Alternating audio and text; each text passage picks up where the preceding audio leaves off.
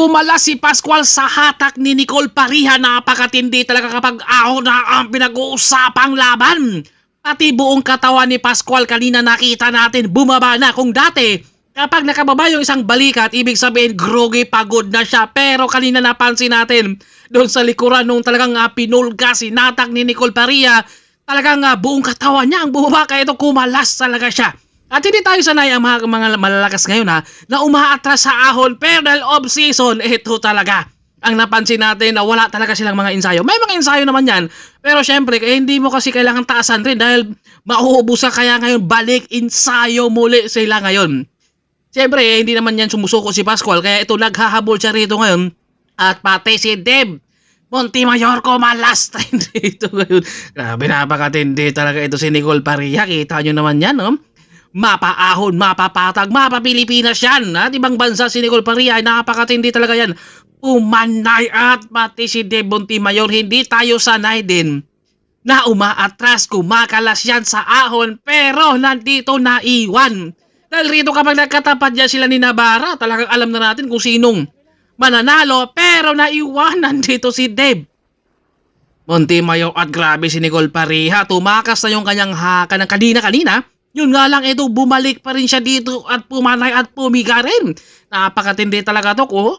Kita nyo naman yan, parang magigiba na yung bike ni Nicole Pariha dito para makakausay at para makahabol pa sa harapan. Iba talaga kapag palaban ng mga riders, walang kapaguran kahit naiwan na, pilit pa rin ng umahabol. Ito yung talagang may mga potential, no? Dahil nung ako nag-umpisa ay napakalakas na to, nasa 7-11 pa to. Kaya paglipat niya dito sa Victoria Sport, napakatindi pa rin.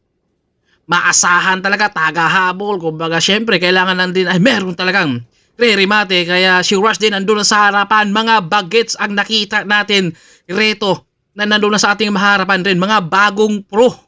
Ang tindi talaga dito sa Secretaries. Hanggang ngayon, di pa ito napapagod at patuloy pa rin na pumibiga. At wala nang imikan, tahimik na umuusad si Deb Montemayor dahil hindi tayo sanay at hindi natin minsan nakikita niya umaatras sa ahon, lumalaban talaga yan. At si Pascual rito, patuloy pa rin siya na humahabol rito kay Deb Montemayor dahil grabe talaga yung hatak rin kanina ni Nicole.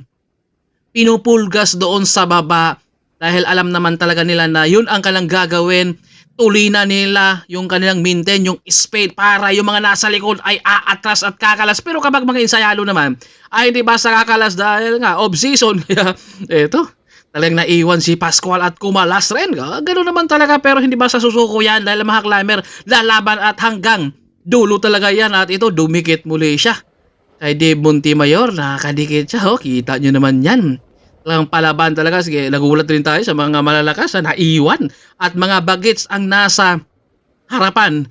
Kaya patuloy pa rin siguro na safe nila dito ng dalawa na mag-ensayo na lang tayo ngayon dahil naiwan tayo, babawi na lang tayo sa susunod na laban. Kaya ito, lumamangat ni Remate ni Pascual si Deb Montemayor dito. O dahil saan? Tinatak ni Deb ni Remate ni Pascual. Ganon talaga. Pautakan lang sa loob ng karera.